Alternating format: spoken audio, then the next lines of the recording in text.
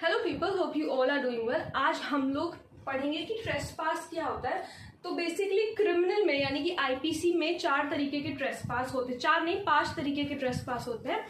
तो आज हम लोग सबसे पहले 4 तरीके के पढ़ेंगे। देखिए, सबसे पहले बात तो ये जानना जरूरी है कि ट्रेसपास का क्या मतलब होता है। तो ट्रेसपास का मतलब होता है कि मान लीजिए कोई, जैसे ये आपकी प्रॉपर्टी है,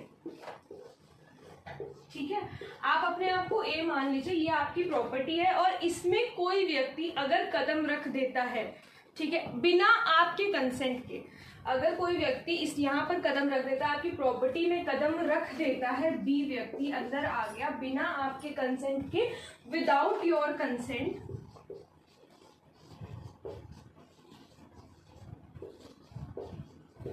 तो उसे हम कह देंगे कि ट्रेसपास हो गया।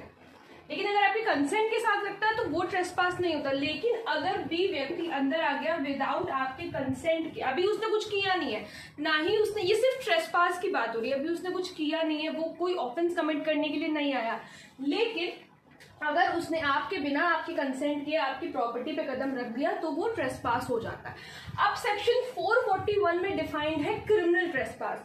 तो क्रिमिनल ट्रेसपास क्या होता है समझिएगा कि जब कोई व्यक्ति आपके घर के अंदर कदम रखता है, आपको कोई हानि पहुंचाने के लिए, इंसल्ट करने के लिए, अनॉय करने के लिए, तो उसे हम लोग कहते हैं क्रिमिनल ट्रेसपास।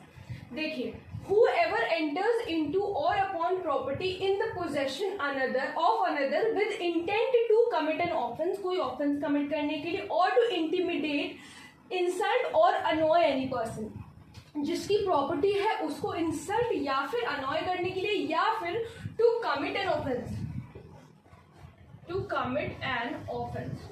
समझने वाली बात इसमें यही है, बाकी हम एग्जाम्स में पूरी डेफिनेशन लिखते हैं, ठीक है। तो क्या है क्रिमिनल ट्रेसपास? क्या है? टू कमिट एन ऑफेंस और टू इंटिमिडेट, इंसल्ट और अनॉय एनी पर्सन।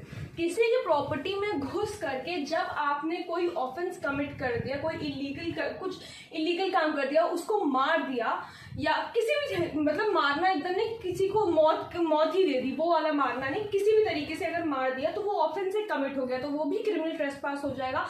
उसकी बेइज्जती कर दी, उसको परेशान किया, तो वो भी क्रिमिनल ट्रेसपास होता है। एक चीज और इसमें समझने वाली है, or having lawfully entered into or upon such property unlawfully remains। आप lawfully तो enter हुए, आप जब enter हुए तो आप lawfully enter हुए, लेकिन वहां पर आप unlawfully रह गए। देखिए, lawfully entered into or upon such property unlawfully remains। अब इसका मतलब क्या है, थिएटर के एग्जांपल से समझ लेते हैं। मान लीजिए कि आपने 5 बजे का शो बुक कराया, आप गए, ये लॉफुली आप वहां पर एंटर हुए, ठीक है। उसके बाद वहां पर क्या हुआ कि 3 घंटे मूवी चली, 8 बजे जब आप 8 बजे भी जब आपके बाहर निकलने का टाइम था, दूसरे शो का टाइम था, तो भी आप बाहर नहीं निकलते। आप घुसे तो लॉफुली थे, 5 बजे आपके पास टिकट थी उस शो की, तो आप घुसे। लेकिन अगर आप 8 बजे भी वहां रह गए तो ये हम कहेंगे कि आप अनलॉफुली वहां रह गए। वहां रह करके आपने किसी की इंसल्ट कर दी, किसी को परेशान कर दिया, तो वो हो जाएगा, वो गिना जाएगा क्रिमिनल ट्रेसपास में। कहा जाएगा कि that you have committed criminal trespass. तो आई होप आप लोगों को एग्जांपल समझ में आ गया है। 441 में क्या डिफाइंड है? क्रिमिनल ट्रेसपास डिफाइंड है, 441 आईपीसी। अब बात करते हैं सेक्शन 442 की, जिसमें डिफाइंड है हाउस ट्रेसपास। बहुत ज्यादा आसान है, समझिएगा। Whoever commits criminal trespass by entering into or remaining in any building, tent or vessel used as human dwelling, remaining in any building, tent or vessel used as human dwelling, or any building used as a place for worship or as a place for the custody of a property। अब इस पूरे का मतलब ये है कि मान लीजिए कि आपका कोई प्लॉट है, अगर उस पे कोई दूसरा व्यक्ति जाता है तो वो हाउस ट्रेसपास नहीं होगा, क्योंकि उस प्लॉट पे घर नहीं बना है, लोग नहीं रहते हैं। ह्यूमन ड्वेलिंग का मतलब यही है। लेकिन अगर घर पे कोई आकर कोई चीज ऐसी करता है, ट्रेसपास किया उसने, उसके बाद कोई उसने ऑफेंस कमिट कर दिया, तो वो हाउस ट्रेसपास हो जाएगा। जहां लोग रहते हैं, अगर वहां कोई ट्रेसपास करता है तो उसे हाउस ट्रेसपास कहते हैं। लेकिन अगर कोई खाली जगह पड़ी, खाली कोई प्लॉट पड़ा है, वो आपने खरीदा हुआ है, अगर वहां पे कोई ऐसा व्यक्ति आता है बिना आपकी कंसेंट के, तो वो हाउस ट्रेसपास नहीं होता है। अब बात करते हैं सेक्शन 443 की और सेक्शन 444 की। सेक्शन 443 441 डिफाइन करता है लर्किंग हाउस ट्रेसपास को, यानी कि थर्ड टाइप ऑफ ट्रेसपास। तो लर्किंग हाउस ट्रेसपास क्या होता है कि मान लीजिए कोई व्यक्ति आपके घर के अंदर घुसा और वो आपसे छुप भी गया, कि मतलब आप उसको पकड़ ना पाओ कि उसने ट्रेसपास किया है या वो आपके घर के अंदर घुसा है, तो उससे हम लोग कहेंगे lurking house trespass.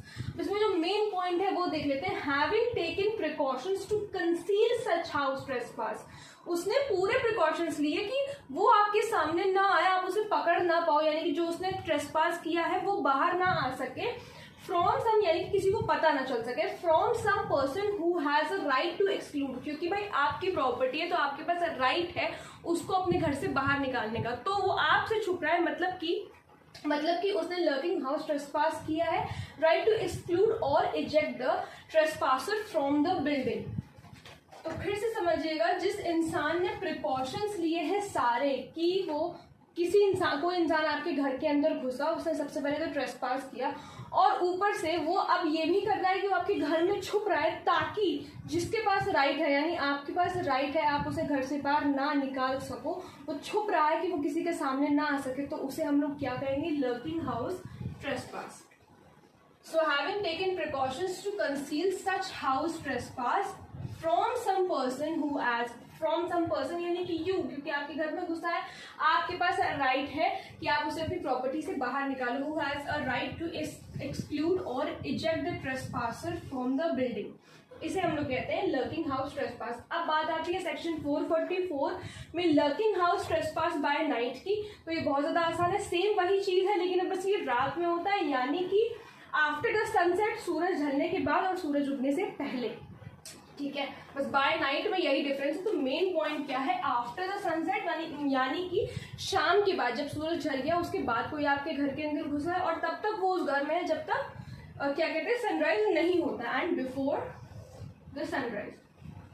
Whoever commits lurking house trespass after sunset and before sunrise is said to commit a lurking house trespass by night. Lurking का मतलब यहाँ पर छुपना ही कह सकते हैं, lurking house trespass by night। तो यही 4 तरीके के ट्रेसपास से। अब नेक्स्ट वीडियो में हम लोग बात करेंगे सेक्शन 445 की, हाउस ब्रेकिंग। वो भी एक तरीके का ट्रेसपास ही है, क्योंकि किसी के घर पे हम जबरदस्ती जाते हैं बिना उसके कंसेंट के, वो भी एक तरीके का ट्रेसपास है। Okay, we will talk this thing in another video. तब तक के लिए यही कि section 441, section 442, section 443 and section 444 ये सारे ट्रेसपास अगेंस्ट प्रॉपर्टी होते हैं, यानी कि आप किसी की प्रॉपर्टी के अंदर घुसते हो, ठीक है, बिना उसकी कंसेंट के। तो आई होप आप लोगों को समझ में आ गया होगा कि ट्रेसपास क्या होता है, ये 4 तरीके के। अगर कोई प्रॉब्लम हो तो please let me know in the comment section, और अगर आप लोग किसी टॉपिक पे वीडियो देखना चाहते हैं तो वो भी प्लीज मुझे जरूर बताइएगा। Thank you so much.